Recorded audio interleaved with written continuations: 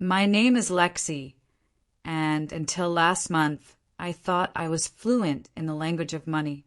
As a certified financial advisor working in downtown Boston, it was literally my job to understand balance sheets, market dynamics, and risk assessment. But sitting here in the beige, quiet suburban living room of my childhood, I realized I'd completely missed the biggest risk of all, the risk of family. You see, the person who taught me everything wasn't a professor with an MBA or a mentor at a big Wall Street firm. It was my grandmother, Eleanor, and her legacy is what's tearing my family apart right now. Eleanor wasn't just family. She was the architect of who I became. From as far back as I can remember, our Sunday brunches at the local diner, the one with the sticky laminate tables and the best coffee, were sacred. While other kids were glued to Saturday morning cartoons, I was sitting across from Grandma Eleanor, absorbing the kind of financial wisdom that doesn't come from a textbook. She grew up during the tail end of the Depression, and she carried that quiet, hard-won prudence in her bones. She had this way of explaining complex concepts that made sense even to a 7-year-old. I'll never forget the pancake principle. When her enormous buttermilk pancakes arrived, she'd use her knife and divide it into sections. "This big piece, Lexi," she'd say, pointing to the largest slice, "is for living. That covers your rent, your food, your needs." Then she'd carve a substantial, but smaller, piece. "This one is for saving. No matter what, you save this first." Next came the sliver. "This tiny piece is for giving. Always put something back into the community." And finally, the smallest, almost ornamental piece. "This miniature one is for enjoying today. A movie, a candy bar. This is how you build wealth, Lexi. Not by having everything you want right now, but by planning for tomorrow." That principle wasn't about scarcity. It was about intentionality. It was about respect for the future self. Those lessons didn't just stick with me. They defined me. By the time I was 12, I had a complex budgeting system that would put some of my adult clients to shame. At 16, I opened my first Roth IRA with money I diligently earned babysitting and dog walking. Eleanor would pore over my statements with a pride that made my chest swell. She never dictated my choices, but she always asked the critical, guiding questions. "What is the opportunity cost of that purchase, Lexi? Does this expenditure align with your long-term goals?" She was the ultimate coach, and her quiet approval meant more to me than any praise from my parents. She taught me that true financial independence wasn't about being rich. It was about being free. Free from debt, free from worry, and free from the need to rely on others. That freedom, I would soon discover, was the most valuable inheritance of all. But in the same house, under the same roof, my younger brother, Brad, 3 years my junior, was learning a completely different set of lessons. Lessons of entitlement and immediate gratification. Where I saved, he spent. Where I planned, he impulsively lived in the moment. This contrast wasn't just a quirky sibling dynamic. It was a deeply problematic family pattern, and my parents, Gary and Carol, were the primary enablers. When Brad blew his allowance on the latest gaming console or designer sneakers barely halfway through the month, my parents didn't hesitate. They'd quietly slip him extra cash. When he forgot to save for a mandatory school trip, they covered it, no questions asked, no lessons learned. These weren't isolated incidents. They were the established rhythm of our household. I remember when I was 17, right before college, I had worked 6 months straight at the local library, stacking books and checking out dusty volumes, all to save up for my first high-performance laptop. The day I was supposed to make the purchase, Brad, attempting some ridiculous bike stunt on the street, managed to crash through the prize-winning rose bushes of Mrs. Henderson, our perpetually sour next-door neighbor. Instead of making him work it off or pay the damages with his own means, my parents casually took a significant chunk of money out of my laptop fund. They promised to pay me back. They never did. I had to pick up extra shifts during the summer to make up the difference. It felt like a punch to the gut, a clear message that his lack of responsibility was my problem to solve. This dynamic was the foundation of my relationship with my immediate family, a foundation that was already cracked and unstable, but one I clung to because, well, they were family. The pattern established in childhood only intensified as we entered adulthood. It's a common story in American families, the one where the parents invest in potential rather than proven diligence. But with my family, it reached toxic levels. I moved out for college with a partial academic scholarship, waitressing tables, and working 3 different campus jobs to cover the rest of my expenses. I learned how to stretch $1 until it screamed, often choosing cheap ramen over proper meals. Meanwhile, Brad enrolled in an exclusive, high-priced private university, a tuition that dwarfed my parents' annual salary combined. He failed most of his freshman and sophomore classes, switched majors 3 times, and inevitably ended up getting bailed out by Mom and Dad every single semester. They rationalized it as investing in his future, conveniently ignoring the fact that his future seemed to mostly involve expensive spring break trips and late-night poker games. I built my career the hard way, brick by brick, earning my licenses, working late nights, studying for my CFP, and meticulously cultivating a reputation as a trustworthy advisor. Brad, however, bounced between a series of short-lived, poorly conceived jobs. There was the artisanal pickle startup, the bespoke dog-walking service for high-net-worth clients, and most recently the ill-fated Fusion food truck. Each failure came with a dramatic excuse. The workplace was toxic, the boss didn't understand his potential, or the market was unfairly skewed against innovators. But the real truth, the one only Eleanor and I acknowledged, was that Brad had zero work ethic and an unlimited expectation of a safety net. Despite the widening chasm of our life philosophies, I maintained a relationship with them. It was a strained, fragile thing, but it was what I had. I'd drive the 2 hours from the city every 6 weeks, endure the ritualistic boasting about Brad's latest venture, a venture I knew would inevitably crash and burn, and bite my tongue when they'd inevitably ask if I could just take a look at his resume again, or maybe give him a few tips on his pitch deck. It felt less like a family visit and more like a mandatory performance of a role I'd been assigned, the successful one who was quietly meant to enable the unsuccessful one. Eleanor was always my sanctuary amidst this familial chaos. She saw the patterns, she saw the exploitation, and she encouraged me to maintain boundaries while remaining compassionate. "Family is important, Lexi," she'd often say, her gaze steady and wise, but never, ever at the expense of your own well-being. "You are your first client." Then came the diagnosis. Stage 4 pancreatic cancer. The news hit me like a physical wave, leaving me breathless and cold. The 6 months that followed blurred into a painful, exhausting montage of hospital visits, whispered phone calls at 3 a.m., and the desperate, futile effort to keep her comfortable. I took nearly 2 months off work, juggling client schedules and meetings remotely, just so I could be there in those final weeks. I read to her, I held her hand, and we talked more deeply about life and love than ever before. Brad, predictably, visited twice, and both times the visits ended with him asking her for a significant loan for his new, shiny food truck business idea. It was a chilling testament to his self-absorption, a demonstration that even the shadow of death couldn't eclipse his endless need for capital. Eleanor, though weakened, refused both times. She was unwavering.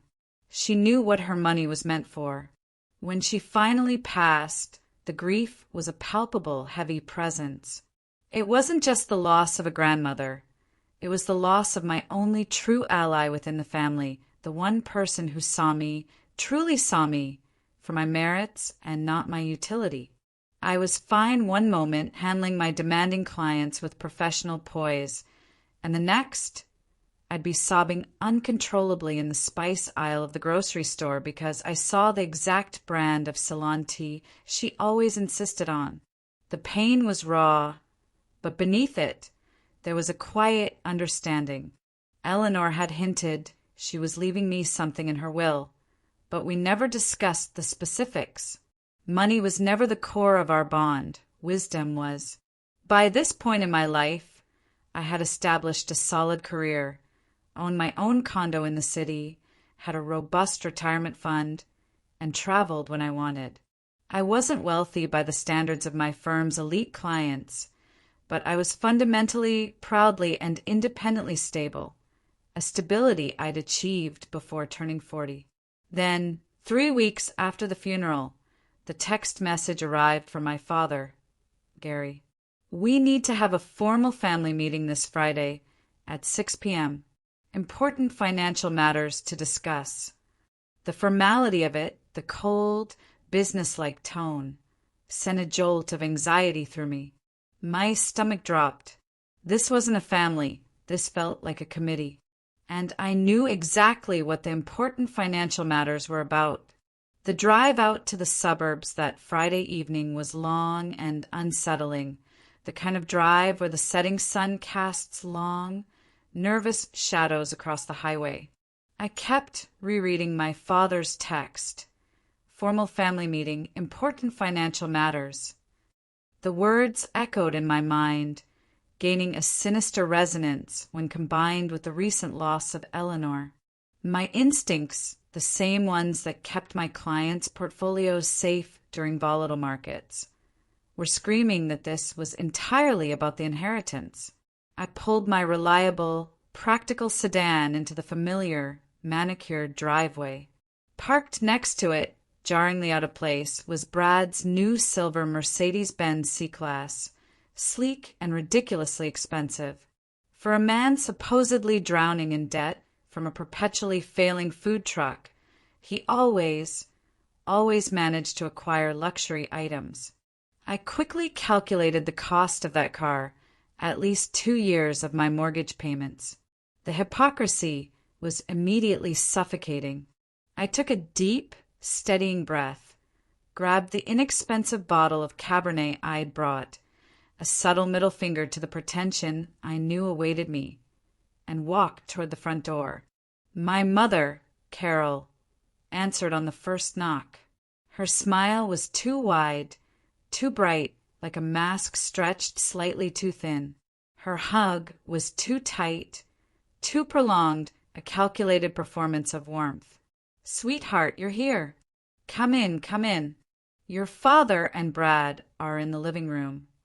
The house smelled overwhelmingly of her famous comfort food lasagna, my favorite. The smell, which should have been welcoming, only amplified my suspicion. Mom only made the lasagna when she either wanted something significant or was desperately trying to soften a major blow. Everything felt staged. Dad, Gary, stood to greet me with a stiff, professional handshake instead of his usual loud, high school history teacher bear hug. "Evening, Lexi. Glad you could make it on such short notice." The use of my formal name, the businesslike tone, it was the posture he adopted when addressing the PDA board. It chilled me. This wasn't the man who collected vintage jazz records. This was a man with an agenda. Brad was practically sprawled on the velvet couch, barely glancing up from his phone.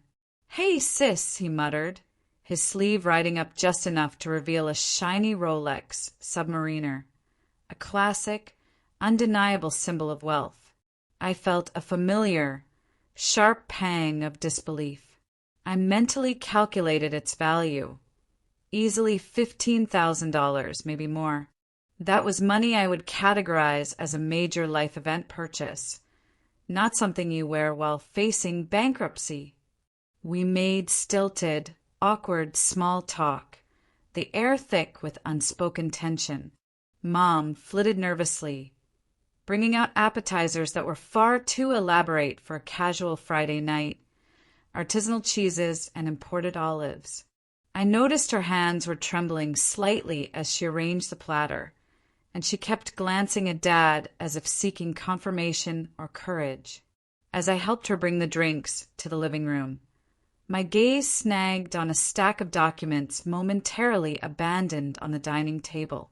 The stark black letters of last will and testament were visible on the top sheet.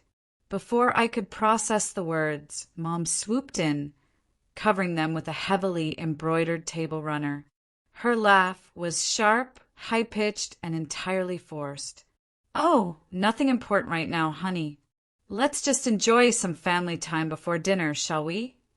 The sudden, blatant evasion confirmed everything. Red alert. In that moment, a flood of memories rushed back, a chronological timeline of their consistent favoritism.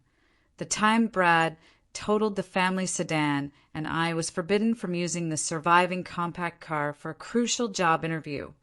The Christmas morning when my modest gift was a practical cashmere sweater while Brad unwrapped a brand new, top-of-the-line gaming computer for schoolwork.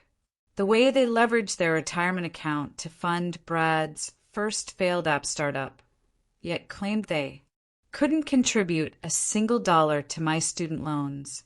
We settled into the uncomfortable tableau in the living room. Mom perched on the edge of the ottoman. Dad checked his watch incessantly, and Brad continued scrolling and smirking at his phone. The air was so heavy you could almost taste it. After what felt like an eternity of discussing the humid Midwestern summer and the neighbor's new, badly behaved dog, Dad finally cleared his throat. He sat up straighter, adjusting his tie, a tie he never wore on Fridays. "Well," he said, the sound of his voice cutting through the manufactured calm, "I think we've waited long enough. Let's get to the purpose of this meeting." The words hung in the air, heavy and metallic, like a guillotine blade suspended just overhead. Mom immediately clutched her cocktail napkin so tightly her knuckles went white, and Brad finally dropped his expensive phone. Suddenly all attention. As a financial advisor, I've navigated hundreds of difficult conversations about money, sitting across from clients during market crashes and devastating divorces. I recognized the signs immediately: the nervous tics, the rehearsed scripts, the strategic positioning. They had carefully arranged the seating to place me in the hot seat facing all three of them, a deliberate, unsettling ambush. Dad folded his hands over his knee, adopting that rigid, impassive principal conference posture I remembered so well from parent-teacher meetings. "Lexi, you know that family is the most important thing in the world to your mother and me. We believe in supporting each other through thick and thin, always." The rehearsed quality of the statement was insulting. It felt like a corporate mission statement, not a genuine family value. I simply nodded slowly, bracing myself for the impact, already calculating my defensive strategy. Mom leaped in, her eyes already shining with the type of preemptive, manipulative tears she hadn't earned the right to shed yet. "Your brother," she sniffled, "has been going through a really, truly difficult patch lately. The economy is just so challenging for young entrepreneurs." I bit back the caustic response forming in my throat, the reminder that at 30, Brad was hardly a youth victimized by unseen economic forces, and that I, a financial advisor, understood the economy far better than she did. Instead, I simply asked, my voice calm and measured, "What exactly is going on?" Brad heaved a dramatic, practiced sigh, his expression a carefully managed blend of remorse and underlying entitlement.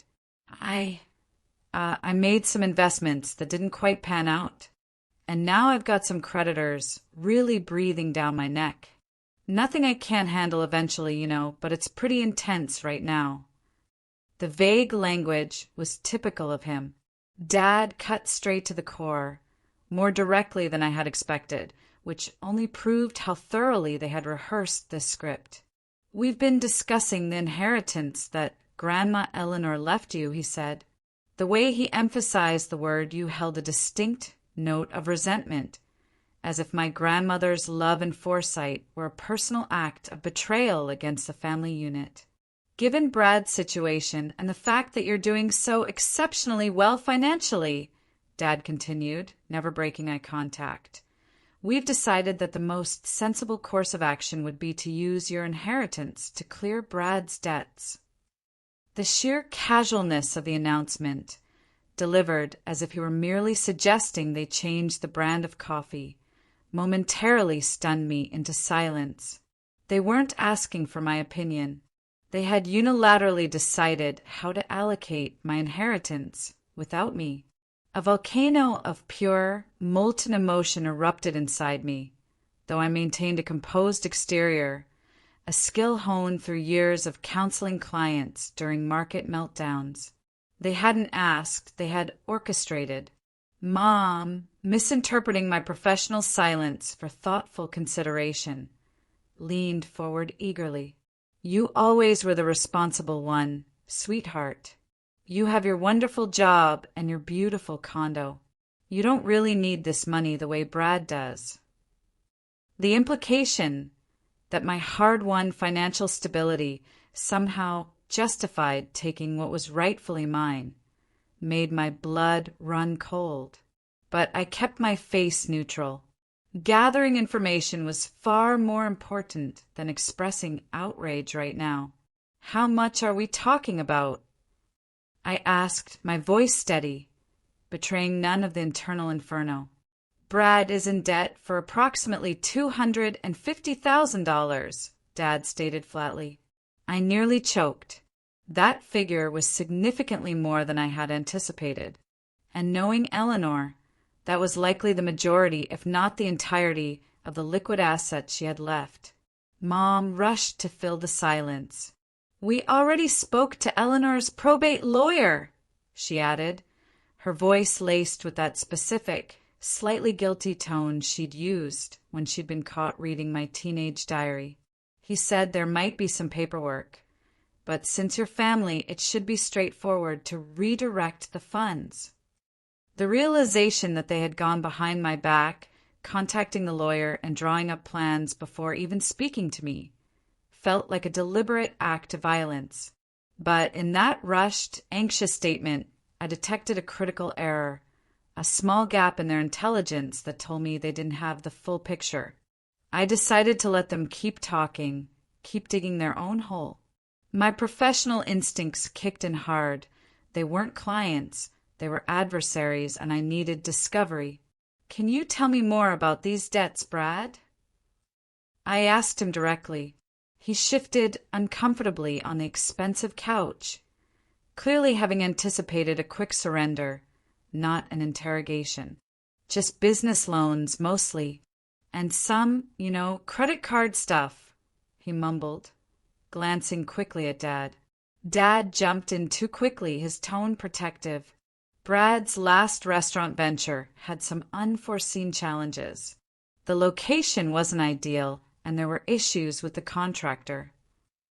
I raised an innocent eyebrow, but I heard through our cousin, Sam, that it was actually doing quite well before it closed. I remember thinking about investing in it myself at one point. Mom and Dad exchanged a frantic, silent glance, while Brad suddenly found the grain pattern on his water glass fascinating. "Well, there were complications," Mom said vaguely, her voice a little too loud. I pressed further, maintaining my soft, professional tone. "What kind of complications require $250,000 to fix?" Brad finally snapped, the mask of practiced remorse falling away entirely. Why does it matter, Lexi? The business failed. I have debts, and you're sitting on a pile of cash you didn't even earn. The least you could do is help family. The pure, raw entitlement in his voice made my jaw clench. Mom's eyes widened in horror at his outburst, but Dad immediately tried to salvage the situation. What your brother means is that this is an opportunity for you to help someone you love through a difficult time, Dad said, his tone condescending, as if explaining a basic moral principle to a difficult child. That's what family does. I nodded slowly, deliberately. Then I asked the most loaded question of the evening. Can I see a full breakdown of these debts? If I'm considering helping, I'd like to know exactly what's involved. It's standard due diligence, after all. The flash of panic that swept across all three faces was instant and confirming. My suspicions were correct. There was a lot more to this story. They're spread across different accounts, Brad mumbled again, avoiding my gaze. I pushed harder, my financial advisor brain zeroing in. Are we talking business lines of credit? Personal signature loans? High-interest credit cards? What exactly? Mom quickly intervened, trying to redirect the uncomfortable focus on details. The nature of the debts isn't really important, sweetie. The important thing is helping your brother get back on his feet. I smiled faintly, though the feeling didn't reach my eyes. I remember what Grandma Eleanor always said about money troubles, I replied, my voice sweet and nostalgic. She said, the devil is in the details, and you can't fix what you can't face. The mention of Eleanor caused Mom to flinch visibly. Guilt. It was unmistakable. It's not all strictly business debt, Brad finally conceded, a hint of genuine defiance replacing the remorse. I needed a place to live, so some of it is the down payment on my condo, and transportation for client meetings, so that's the car. The rest is, living expenses while I was building the business. A luxury condo in the city, a Mercedes-Benz C-Class, a Rolex Submariner, and living expenses.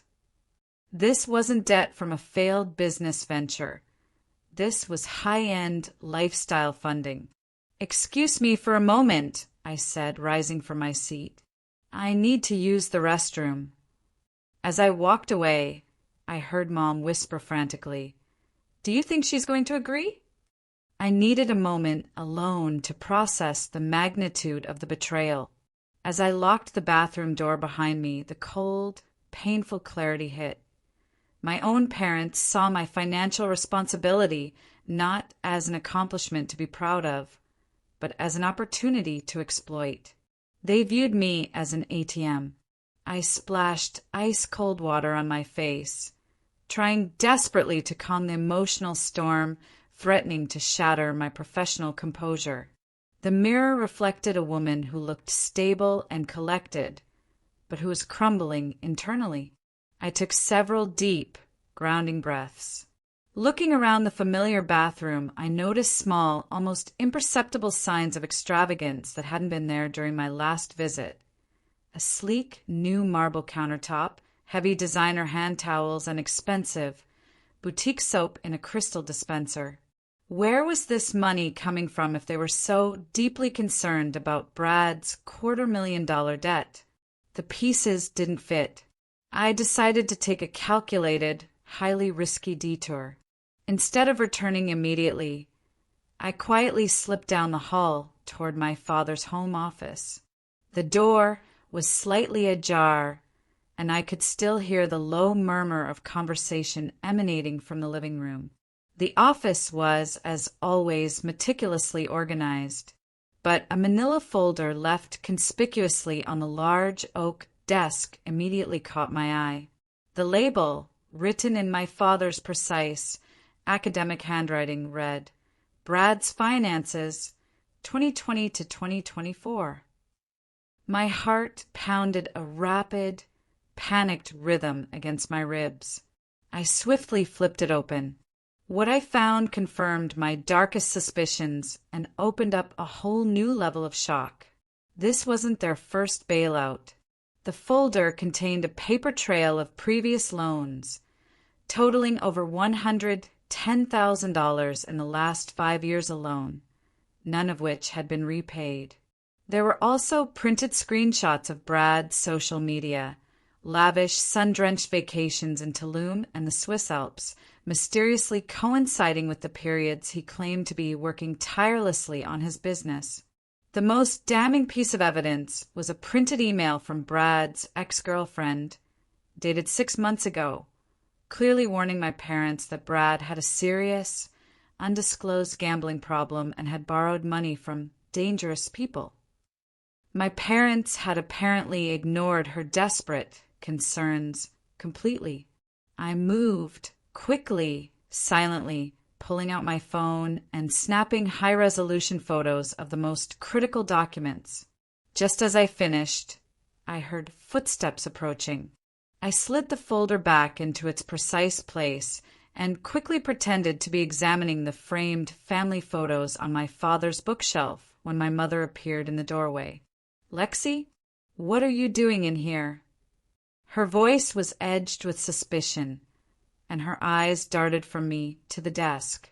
I forced a look of innocent nostalgia. "Oh, nothing, Mom. Just looking at old photos. I miss Grandma Eleanor so much sometimes." Mentioning my grandmother triggered the exact reaction I had counted on. Mom's face instantly softened with a wave of guilt, and she immediately ushered me back toward the living room without further questioning. As we walked, I acted quickly, dropping my voice to a conspiratorial whisper. "Mom, can I just call my friend Jess really quickly?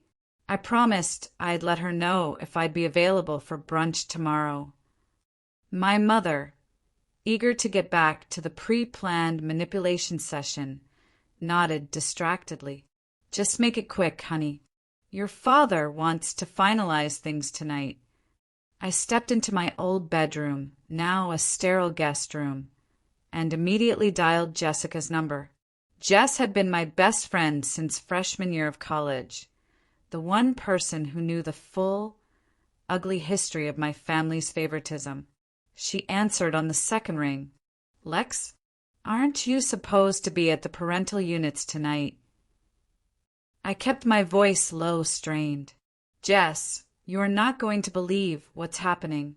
My voice cracked as I quickly summarized the $250,000 demand and the shocking discovery in the office.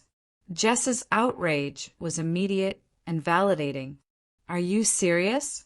They're trying to steal your inheritance for that deadbeat brother of yours after everything you've told me about their constant favoritism? Lexi, that's insane."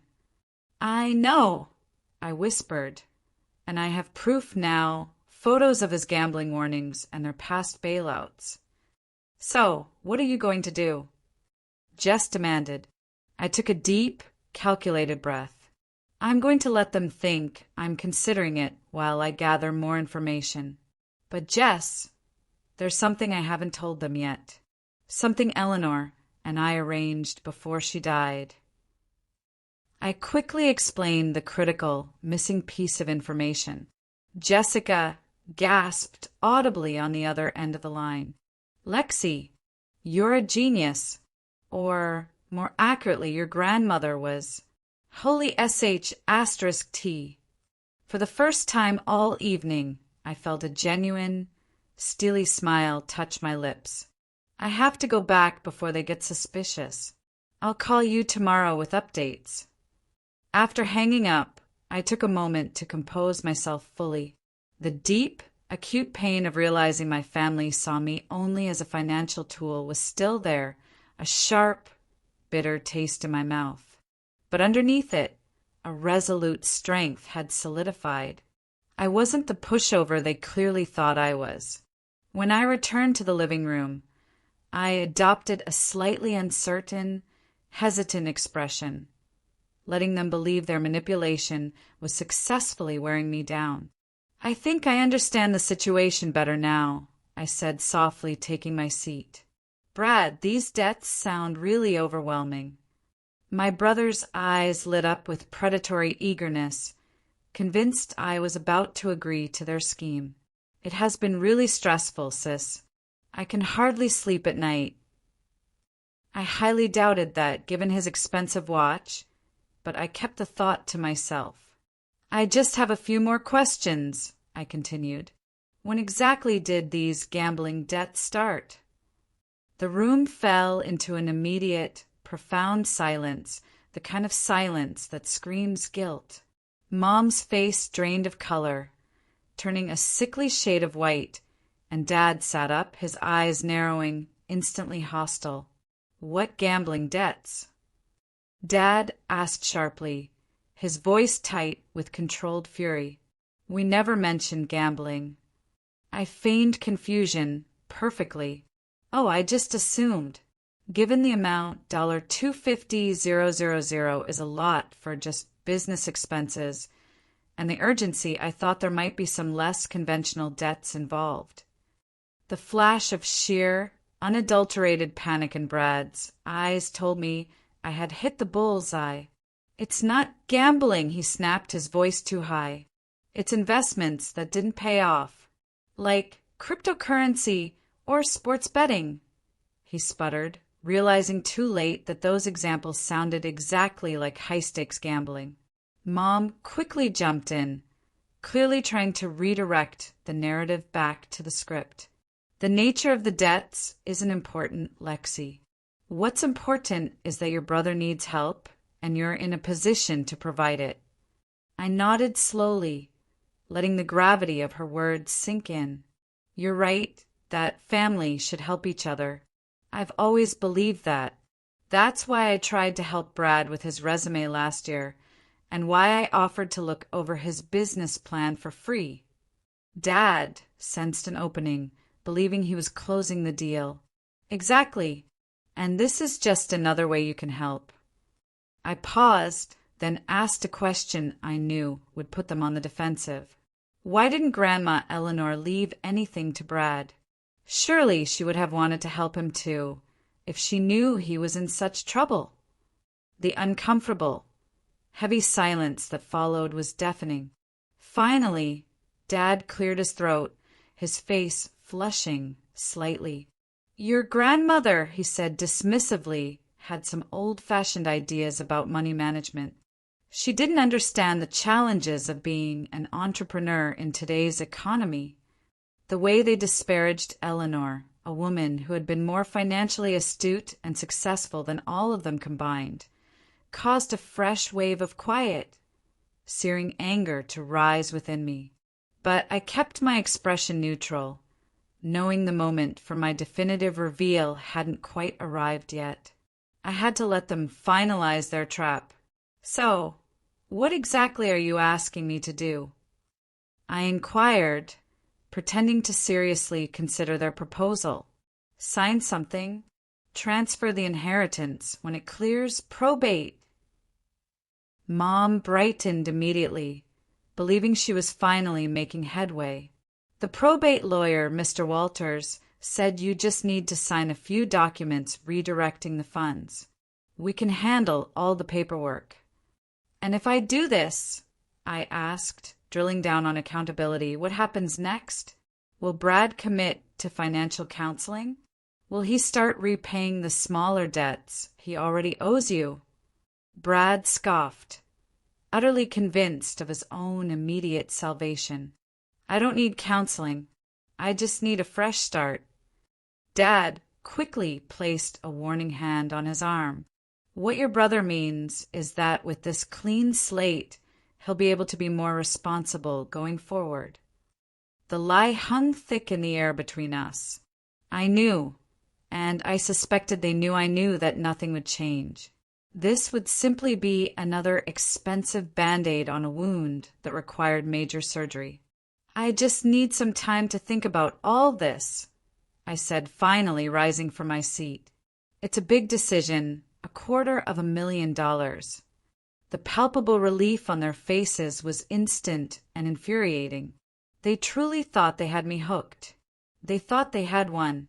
If only they knew what had been set in motion 6 months ago, miles away from this staged meeting. The story of the real inheritance, the part they were all completely oblivious to, began 6 months before this uncomfortable family meeting. I was sitting beside Eleanor's hospital bed, holding her frail, papery hand as she dozed fitfully. The doctors had given her 3 months, at most, though she would ultimately defy their expectations and cling to life for almost 5 more. She was stubborn that way, a fighter to the end. When she finally opened her eyes, that familiar, sharp intelligence was still gleaming there, undimmed by medication or pain. "Lexi," she said softly, her voice barely a whisper. "I need to speak with you about something important. Alone." I glanced around the empty, antiseptic hospital room, confused. "We are alone, Grandma." She gave a weak, knowing smile. "Good. I need you to call Franklin Patterson for me. He's my attorney. His number is in my phone." The seriousness in her tone was absolute, compelling me to comply without question.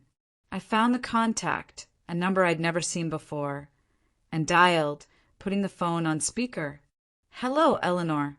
How are you feeling today?" A professional, male voice answered. "Like I'm dying, Franklin," my grandmother replied with her characteristic bluntness. "But while my mind is still clear, I need to make some urgent changes to my arrangements. I have Lexi with me. She's the one I told you about." I was genuinely surprised.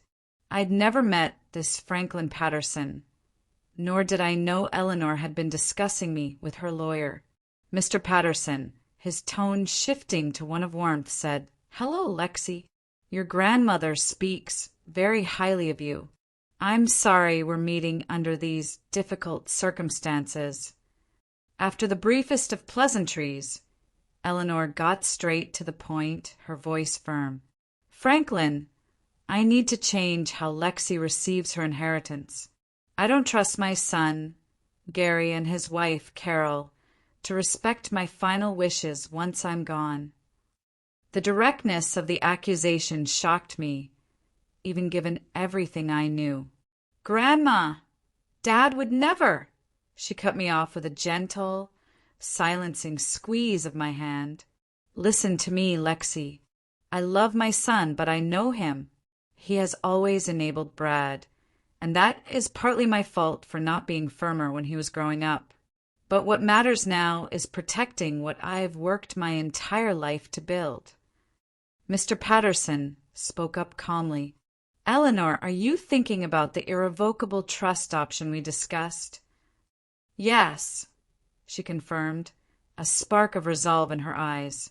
"I want everything, all my significant assets, moved into an irrevocable trust with Lexi as the sole beneficiary and co-trustee.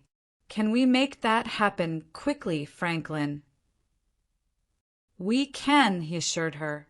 "I'll draw up the paperwork and bring it by tomorrow." "What about the existing will?"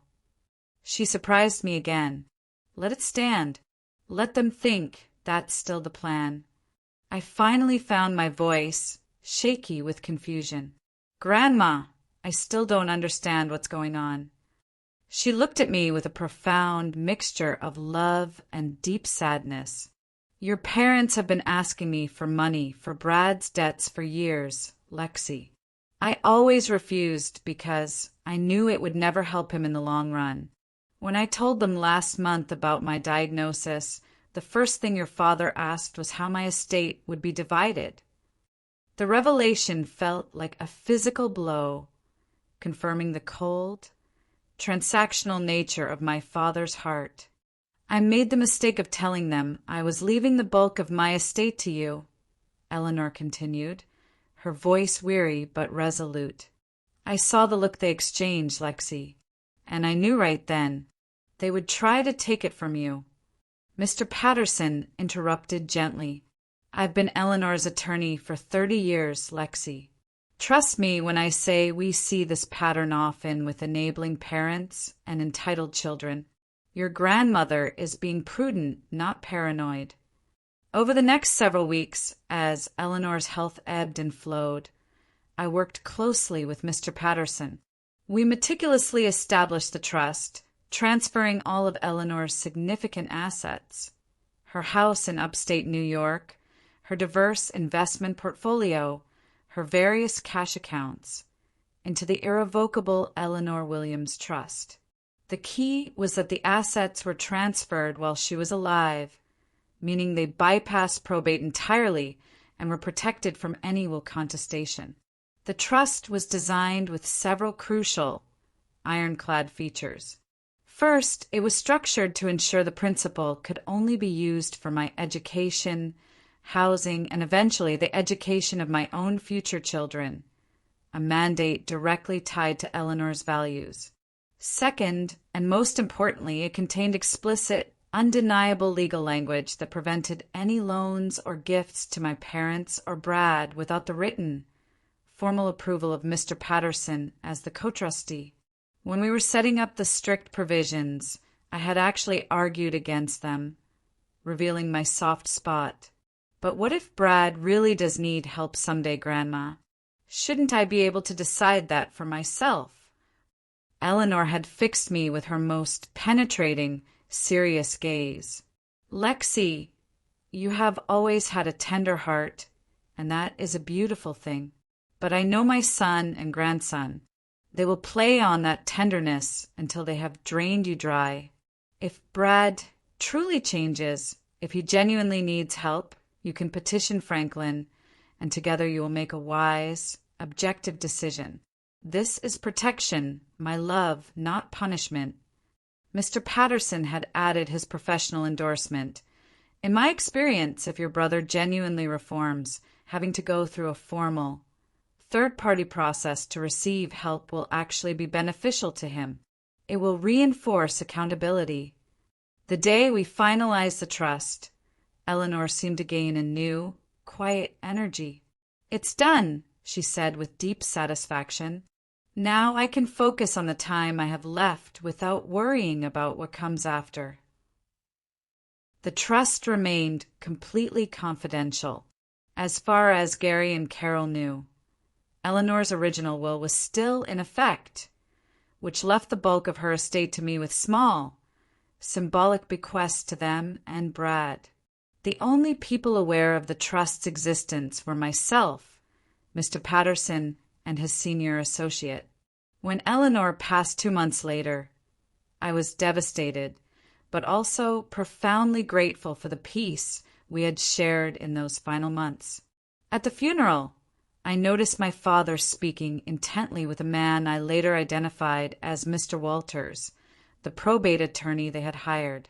They thought they were being discreet, but their frequent, possessive glances in my direction told me everything.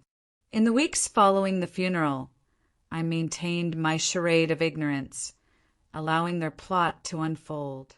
When Dad casually mentioned the paperwork I would need to sign regarding Eleanor's estate, I nodded vaguely, noncommittal.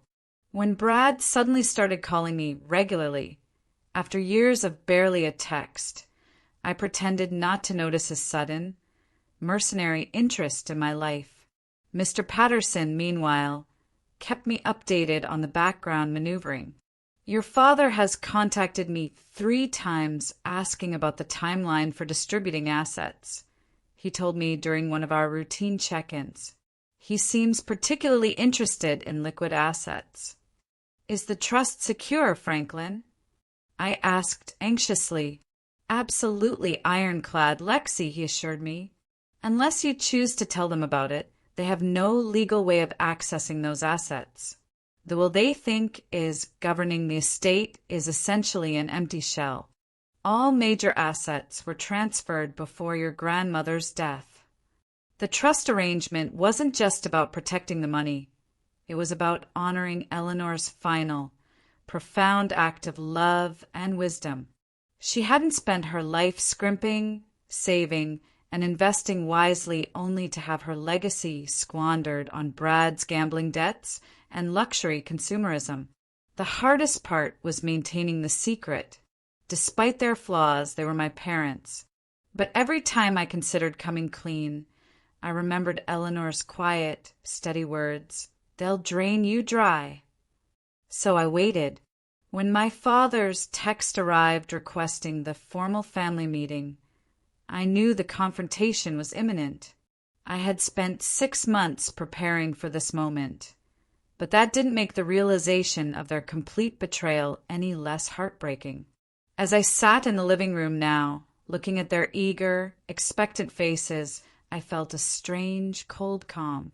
Eleanor had seen this exact moment coming, and she had given me the perfect tool to protect myself. Now it was time to use it. I adopted a look of grave, serious reflection, finding them exactly where I had left them. Dad looking businesslike, Mom anxious, and Brad trying and failing to hide his anticipation. "I think I understand the situation better now," I said, taking my seat again. The relief on their faces was immediate. Mom reached across the table to squeeze my hand. "I knew you'd understand, sweetheart. Family has to stick together." "Family is important." I nodded slowly. Eleanor taught me that. A flicker of discomfort crossed Dad's face at the mention of her name, but he quickly recovered.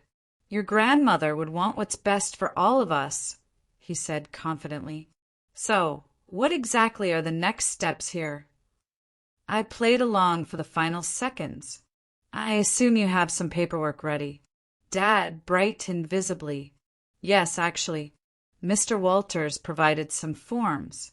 They just need your signature. And then, when the estate clears probate, the funds will go directly to pay off Brad's obligations." Brad, unable to contain himself any longer, burst in. "It's such a relief, sis.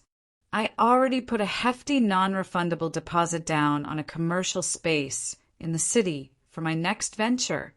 It's going to be big this time. I can feel it." His statement was the final nail in their coffin. He wasn't just planning to pay off existing debt. He was already leveraging money he didn't possess, counting on my surrender. "You put a deposit down?" I asked, feigning confusion. "But I thought you were in financial trouble."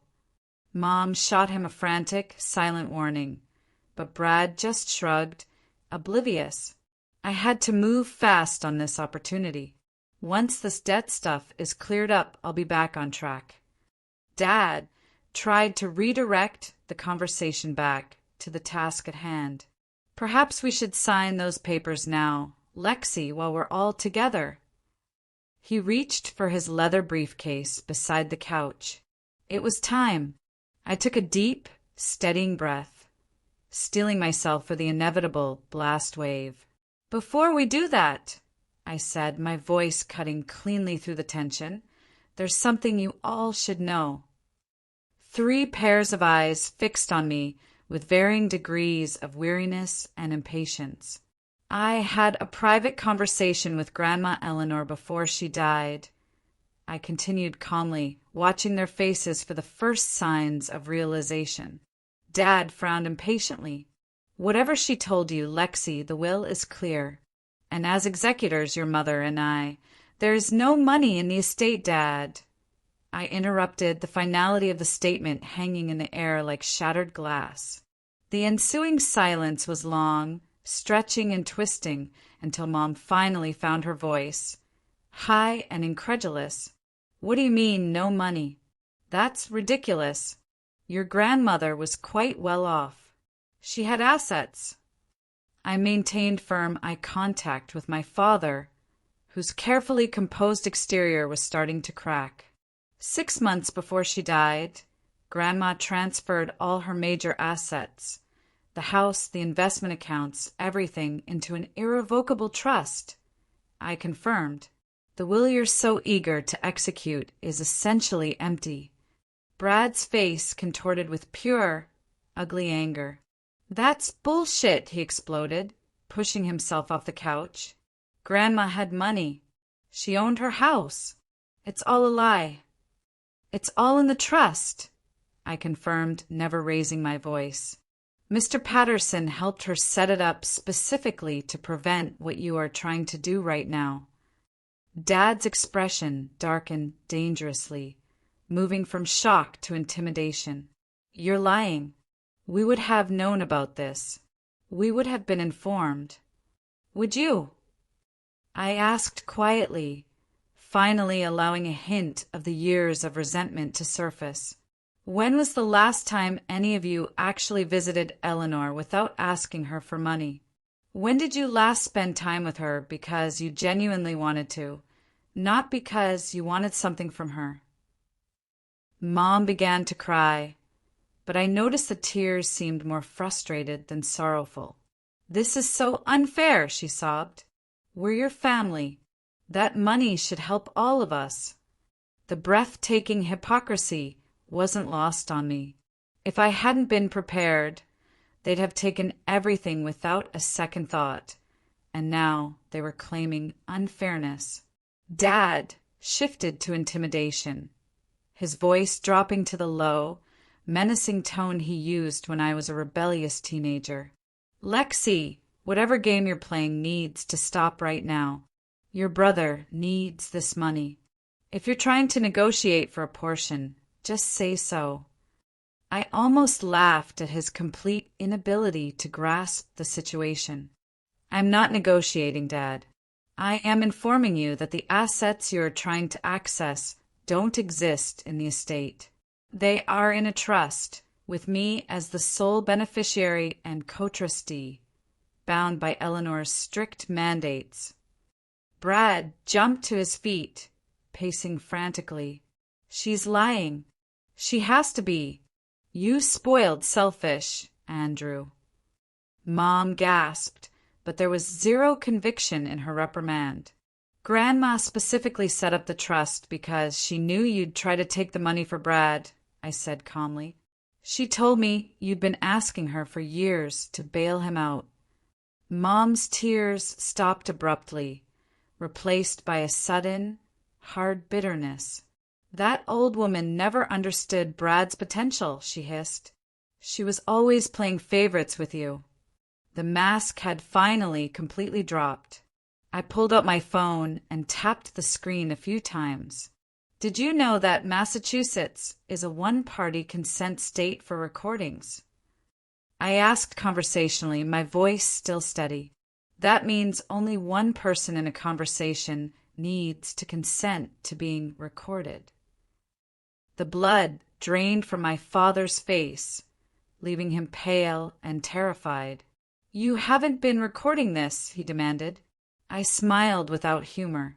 From the moment I walked in, every word about taking my inheritance, Brad's gambling debts that you tried to hide, the commercial space he already put a deposit on, everything. Dad stood up abruptly, lunging slightly. Give me that phone. Before you get any ideas, I stated firmly, standing my ground. The recording is already backed up to the cloud. Jess has access, as does Mr. Patterson. Mom was staring at me like I was a complete stranger, a monster. How could you do this to your own family? She whispered, the hypocrisy breathtaking. How could I? You were literally planning to steal my inheritance. You didn't even ask me. You decided as if I have no say in what happens with what Eleanor left me. You think you're so perfect with your fancy financial advisor job. Brad spat venomously, his face contorted with rage. You have no idea what it's like to struggle. I worked 3 jobs to put myself through college while you failed out of the private university Mom and Dad paid for. I retorted, finally allowing a fraction of my suppressed anger to flare. I saved for years to buy my condo, while you expected them to bail you out every single time you made a bad decision. Don't talk to me about struggle. Dad made one final, desperate attempt at emotional blackmail. If you expose this recording, you'll destroy this family. Is that what you want? I'm not planning to expose anything, I countered, refusing to fall for the guilt trip unless you force my hand. All I want is for you to stop trying to take what's rightfully mine. Mom stood up, squaring her shoulders. This isn't over, Lexi. There are ways around trusts. We can contest this. I remained calm, citing the facts. The trust was established while Eleanor was of sound mind, with medical documentation to prove it. It was completed 6 months before her death. It's ironclad, and Mr. Patterson is one of the best trust attorneys in the state. But by all means, waste your money on legal fees trying to break it. Brad offered his final, venomous farewell. You're no longer part of this family, Lexi. As far as I'm concerned, you're dead to us. His words hurt deeply, but I kept my expression neutral. That's your choice, Brad. But consider this. I'm the only one in this room who hasn't tried to steal from family members. I picked up my purse and jacket, suddenly desperate to be anywhere but there. For what it's worth, I would have considered helping you if you'd been honest and actually asked, instead of trying to manipulate me. But that bridge is burned now. Dad tried one last time to block my path. Lexi, don't leave like this. We can talk about this rationally. I stepped around him. There's nothing more to say. The money is in the trust. It stays in the trust. And maybe someday, when you're all ready to have a relationship that isn't based on what you can get from me, we can talk again. As I walked out the door, I heard my mother's tearful voice ask, "What will we tell people?" Even in that moment, her concern was purely for appearances, not for the relationship she had just damaged beyond repair. I got into my car, my hand shaking slightly as the adrenaline began to ebb. As I pulled away from the house I had grown up in, I felt a complex mixture of sadness, anger, and most unexpectedly a profound sense of liberation. For the first time in my life, I was completely free of their manipulation and the role they had assigned me. Eleanor had given me more than just a financial inheritance. She had given me the strength to stand up for myself and the wisdom to recognize when relationships had become toxic, even when those relationships were with my own blood. The weeks following that explosive meeting were emotionally turbulent. I worked through the complex grief of losing not just Eleanor, but my immediate family as well. Every manipulative text from my parents. Your brother is devastated. Your father is having chest pains from the stress. How can you do this to us? Only confirmed that I had made the necessary choice. Jess was my rock, showing up with comfort food and wine, assuring me, "Your grandmother knew exactly what she was doing when she set up that trust. She was protecting you because she loved you." 3 months later, I made a decision that truly honored Eleanor's legacy. I established the Eleanor Williams Financial Literacy Foundation, using a substantial portion of the trust's initial distribution. The foundation focused on creating educational programs for young adults, particularly emphasizing the importance of setting healthy financial boundaries in relationships, a lesson Eleanor had instilled in me from the pancake principle onward. Using my professional skills, I developed a curriculum that combined practical money management with the emotional intelligence needed to recognize and resist financial manipulation. Each time a student shared a story of setting a healthy boundary or making their first wise investment, I felt Eleanor's presence and quiet approval. It was a positive, humanistic outcome, turning a difficult inheritance into a powerful generational lesson. A year after the confrontation, my phone rang with my parents' number. I answered.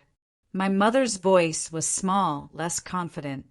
Their financial situation had predictably deteriorated. Brad's latest venture had failed spectacularly, leaving them on the hook for loans they'd co-signed. They weren't calling to apologize. They were calling because they needed money. "I know we've had our differences," Mom said carefully, avoiding any mention of their attempted theft. "But we're still family, and family helps each other through difficult times." The irony of her using the exact same manipulative language was chilling. "I'm happy to help you find a good financial counselor, Mom," I offered, "and I can recommend some excellent resources for debt management. But I will not be providing funds." Dad took the phone, oscillating between anger and forced pleasantness, demanding access to the trust. I held firm. "I'm sorry you're in this situation, but I can't give you money. That would just be continuing the toxic cycle that has led you all to this point." The call ended with Dad calling me selfish and heartless, words that no longer devastated me, but simply confirmed I was making the right choice. Eleanor once told me, "Sometimes the most loving thing you can do is say no." I finally understood. My value wasn't determined by what I could provide to those who take, but by the boundaries I set to protect my peace.